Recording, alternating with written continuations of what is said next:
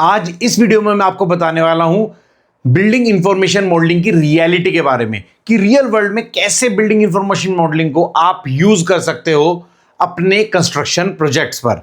तो अगर आपने आज तक बीआईएम के बारे में सुना है तो ये वीडियो आपके लिए बिल्कुल मस्ट है, क्योंकि आज हम रियल वर्ल्ड वैल्यू की बात करेंगे जो एक स्टेक होल्डर को मिलती है जब वो बीम इंप्लीमेंट कर रहे होते हैं आज के एनवायरनमेंट में, जब हम 2025 में एंटर करने वाले हैं, ईयर 2025 में। हाय, मेरा नाम है अभिनव भारद्वाज और मैं चेयर करता हूं proud to build construction community को। और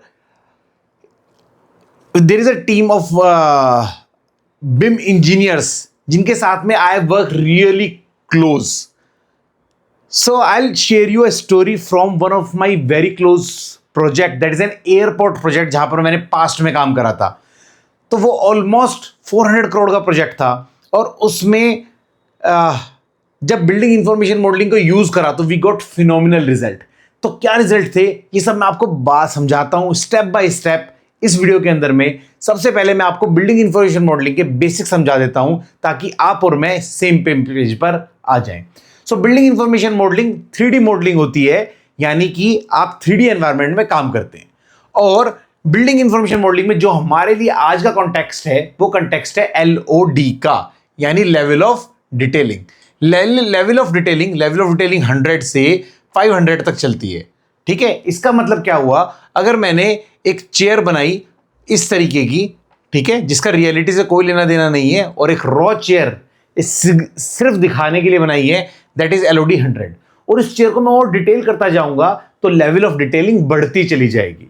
ठीक है, और बिल्कुल डिटेल होने पर लेवल ऑफ डिटेलिंग 500 हो जाता है, जिसको हम बोलते हैं कंस्ट्रक्शन में जो हम यूज कर रहे हैं वो सब कुछ डिट्टो हमने मैप कर दिया।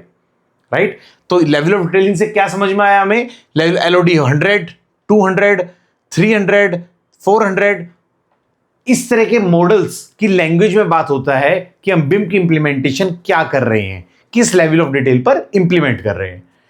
टिपिकली कंस्ट्रक्शन प्रोजेक्ट्स में आज की डेट में LOD 350 के ऊपर में डिसेंटली काम हो जाता है, जिसके ऊपर में सब लोग काम मिलकर के कोलैबोरेट कर रहे होते। और जब मैंने आपको कोलैबोरेशन की बात करी है, this is one of the very right uses of the BIM in current ecosystem. देखो, ये एनवायरनमेंट में पूरा इकोसिस्टम इवॉल्व हो रहा है जिस तरीके से हम काम कर रहे हैं, बट प्रैक्टिकली आज की डेट में हम कहां पर बैठे हुए हैं, अगर आप देखो तो डिजाइन एंड कोऑर्डिनेशन एक काम होता है। डिजाइन एंड कोऑर्डिनेशन, ये जो काम होता है, this is very important work. तो मैं आपको इसका एग्जांपल बताता हूं। तो I was talking about the airport project. So वहां पर स्ट्रक्चर की ड्राइंग थी, यानी कॉलम्स थे, स्लैब थी, एक और दूसरी ड्राइंग थी जहां पर बैगेजेस जा रहे थे।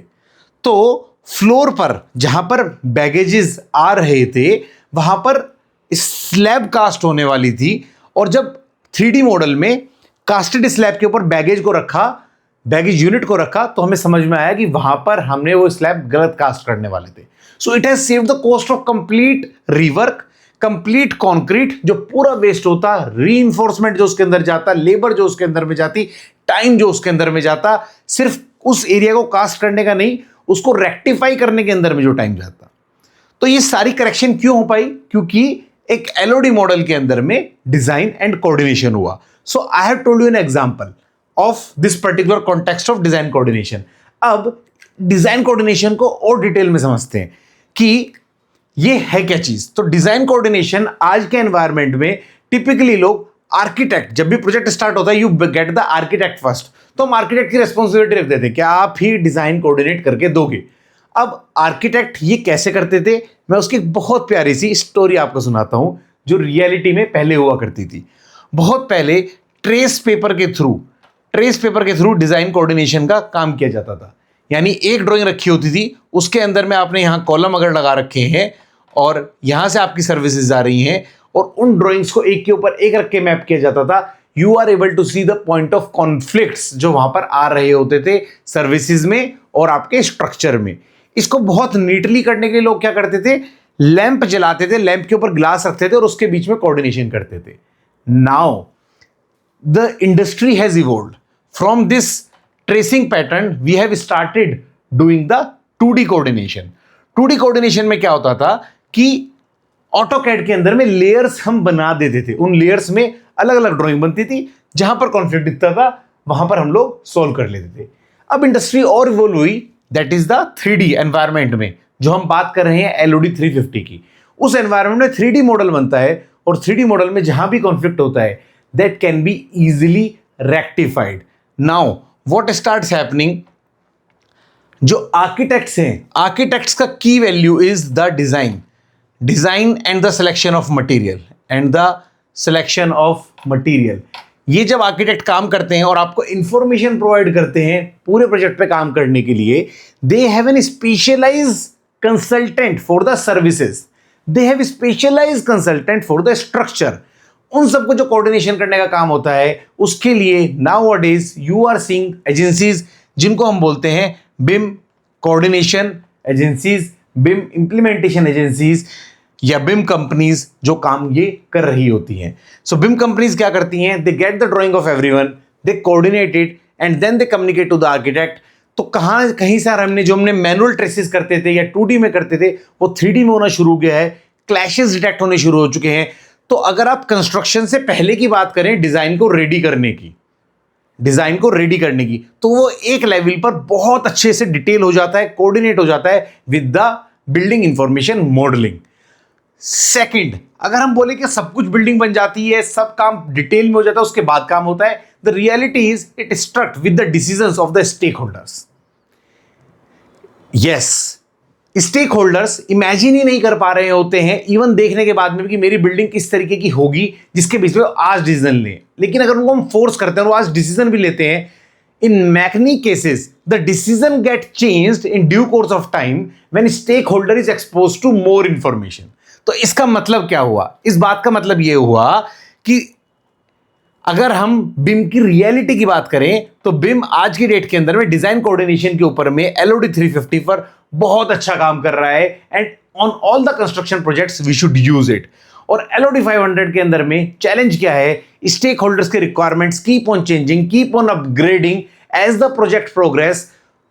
Then the model which was created earlier at LOD 500 completely change. तो और वहां पर डबल रिवर्क हो जाता है, क्योंकि आप डिजाइन में भी सारा रिवर्क कर रहे होते हो और कंस्ट्रक्शन के अंदर में तो वहां पर बच जाता है, बट आपका एक रिवर्क जरूर हो जाता है मॉडलिंग के अंदर में। वरना क्या होता, जब आप प्रोजेक्ट प्रोसीड कर रहे होते वहीं पर ये काम होता, राइट।